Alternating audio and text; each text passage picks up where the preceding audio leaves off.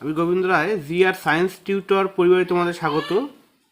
আজকে আমি দশম শ্রেণীর প্রথম অধ্যায়ের কোষে দেখি 1-3-এর 4 ও 5 নং প্রশ্ন সলভ করব। আগের ভিডিওতে 1 থেকে 3 নং প্রশ্ন সলভ করেছি, এই ভিডিওতে 4 ও 5 নং প্রশ্ন সলভ করব।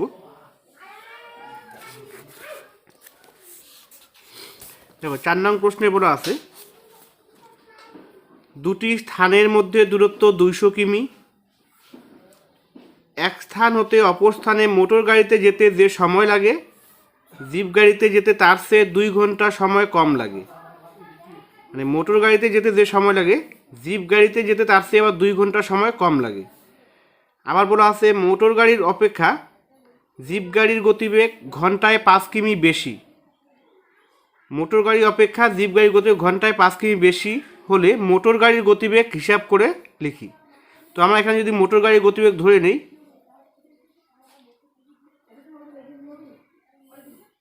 মোটর গাড়ির গতিবেগ যদি x কিমি হয়, ঘন্টায় x কিমি হয়, তাহলে জিপ গাড়ির গতিবেগ কত হবে? তার 5 কিমি বেশি, তার মানে x + 5 কিমি পার ঘন্টা, মানে ঘন্টায় 5 কিমি বেশি। তাহলে আমরা লিখতে পারি, ধরি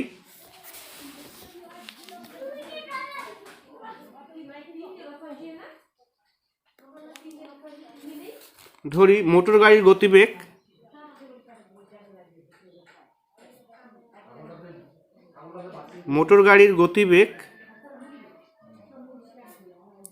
x কিমি পার ঘন্টা, মানে ঘন্টায় 5 কিমি মোটর গাড়ির গতিবেগ। তাহলে জিপ গাড়ির গতিবেগ হবে তার 5 কিমি আবার বেশি। তাহলে জিপ গাড়ির গতিবেগ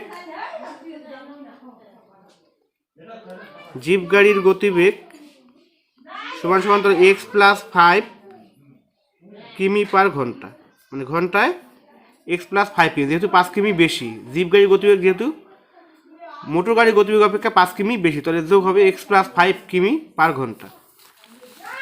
তবে বলছে 200 কিমি যেতে, এবার দুইটি স্থানের দূরত্ব দেওয়া আছে 200 কিমি, তাহলে মোটর গাড়িতে যেতে যে সময় লাগে জিপ গাড়িতে যেতে তার সাথে 2 ঘন্টা সময় কম লাগে। তাহলে আমরা এখানে লিখতে পারি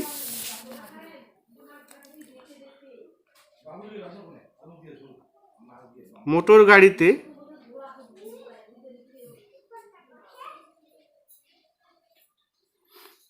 x কিমি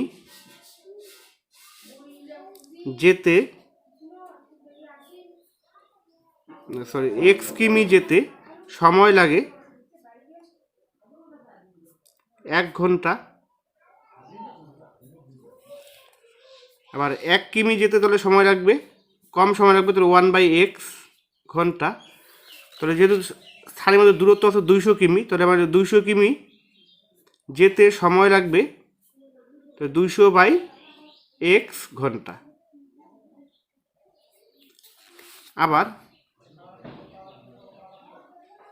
যেহেতু জিপ গাড়ির গতিবেগ আছে x + 5 কিমি পার ঘন্টা, তার মানে জিপ গাড়িতে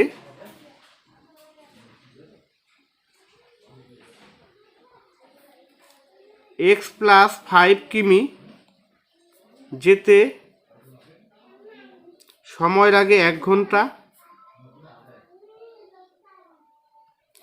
তাহলে 1 কিমি যেতে সময় লাগে আছে 1/x + 5 ঘন্টা। আবার দূরত্ব আছে 200 কিমি, তাহলে সুতরাং 200 কিমি যেতে সময় লাগবে 200/x + 5 ঘন্টা। বলা আছে এক স্থান হতে অপর স্থানে মোটর গাড়িতে যেতে যে সময় লাগে, তো জিপ গাড়িতে যেতে তার চেয়ে আবার 2 ঘন্টা সময় কম লাগে। তাহলে আমরা প্রশ্নানুসারে লিখতে পারি,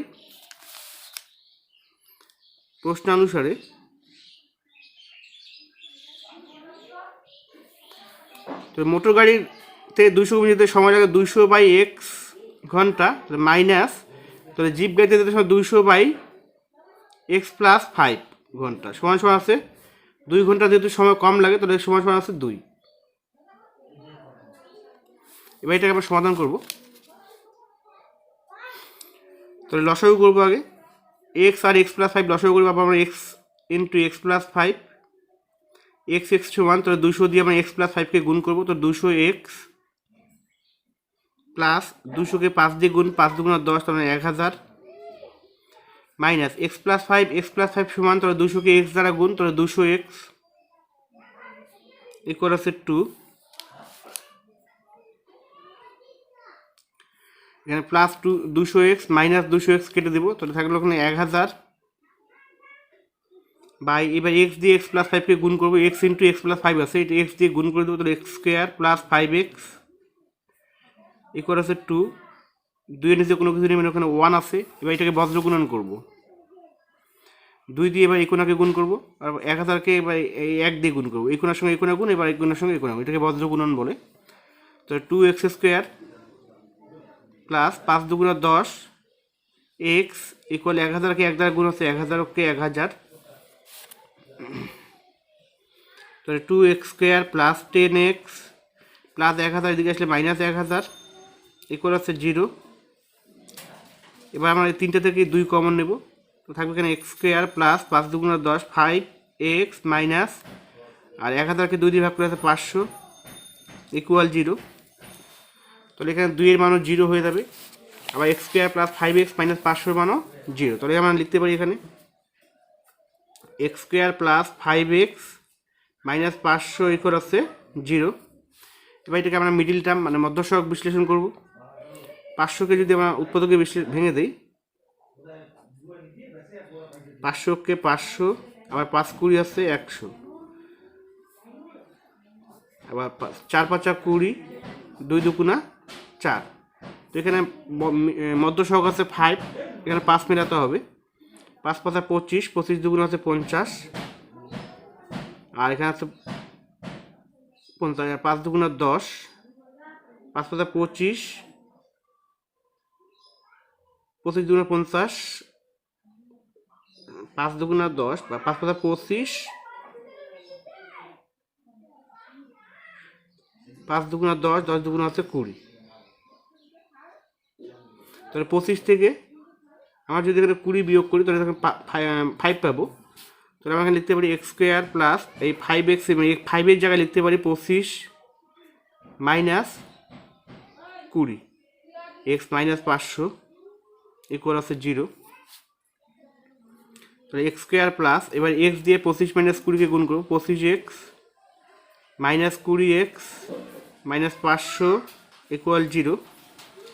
এই প্রথম দুটো থেকে আমরা এখানে x কমন নেব, তো থাকবে এখানে x প্লাস 25, আর পরের দুটো থেকে মাইনাস 20 কমন, তাহলে x মাইনাসে মাইনাসে প্লাস 20 25 হচ্ছে 500 ইকুয়াল 0। x প্লাস 25 কমন উৎপাদক একবার লিখব, আর অবশিষ্ট উৎপাদক এখানে আছে x মাইনাস 20 ইকুয়াল আছে 0। তাহলে হয় x প্লাস 25 ইকুয়াল 0, অথবা x মাইনাস 20 ইকুয়াল আছে 0। এখানে তাহলে x প্লাস 25 থেকে পেলাম আমরা প্লাস 25 এদিকে আসলে মাইনাস 25, আর x মাইনাস 20 ইকুয়াল 0 থেকে পেলাম আমরা x ইকুয়াল আছে 20। এখানে x মাইনাস 25 অবান্তর, কারণ গতিবেগ ঋণাত্মক হতে পারে না। আমরা লিখতে পারি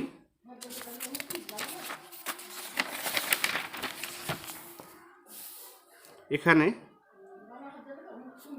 x ইকুয়াল মাইনাস 25 অবান্তর,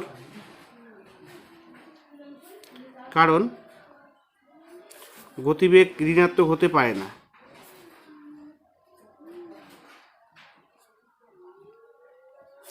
ঋণাত্মক হতে পারে না, তাহলে সুতরাং x ইকুয়াল হবে 20।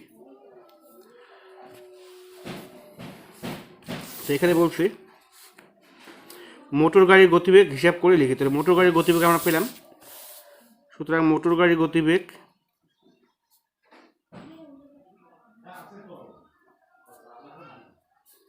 ঘন্টায় 20 কিমি, এটা অ্যান্সার। তো 4 নম্বর প্রশ্ন হয়ে গেল। এবার 5 নম্বর প্রশ্ন বলা আছে অমিতাদের আয়তক্ষেত্রাকার জমির ক্ষেত্রফল 2000 বর্গমিটার এবং পরিসীমা 180 মিটার।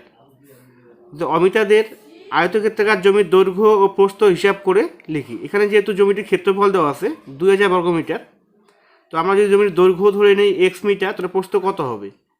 ক্ষেত্রফলকে যদি আমরা দৈর্ঘ্য দিয়ে ভাগ করি তাহলে প্রস্থ পাবো। তাহলে আমরা এখানে লিখব ধরি আয়তক্ষেত্রাকার জ্যামিতির দৈর্ঘ্য x মিটার। তাহলে সুতরাং প্রস্থ হবে ক্ষেত্রফলকে দৈর্ঘ্য দিয়ে ভাগ করলে আমরা প্রস্থ পাবো। তাহলে ক্ষেত্রফল আছে কত? এর ক্ষেত্রফল দেওয়া আছে 2000 বর্গমিটার। তো এই ক্ষেত্রফলকে যদি আমরা দৈর্ঘ্য দিয়ে ভাগ করি তাহলে ক্ষেত্রফল 2000 বাই দৈর্ঘ্য আছে x, আমরা ধরে নিয়েছিলাম এত মিটার। তো যেহেতু দৈর্ঘ্য প্রস্থ অপেক্ষা বড় হয় তাই এখানে আমরা লিখে রাখবো x greater than 2000 by x।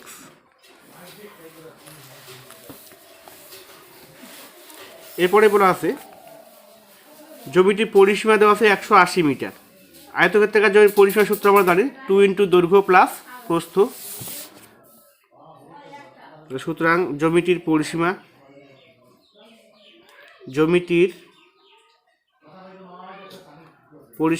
2 into দৈর্ঘ্য প্লাস প্রস্থ। তাহলে সুতরাং 2 ইন্টু দৈর্ঘ্য হচ্ছে কত? দৈর্ঘ্য হচ্ছে x প্লাস প্রস্থ হচ্ছে এখানে 2000 বাই x এত মিটার। তাহলে আমরা লিখতে পারি প্রশ্ন অনুসারে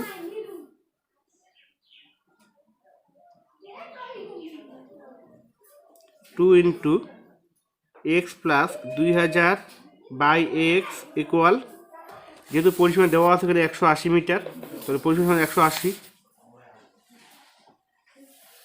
এবার এটাকে আমরা সমাধান করব। তাহলে এই দুই যদি আমরা এদিকে নিয়ে যেতে তাহলে ভাগ হয়ে যাবে, কারণ গুণ থাকলে এদিকে আসলে ভাগ হয়ে যায়।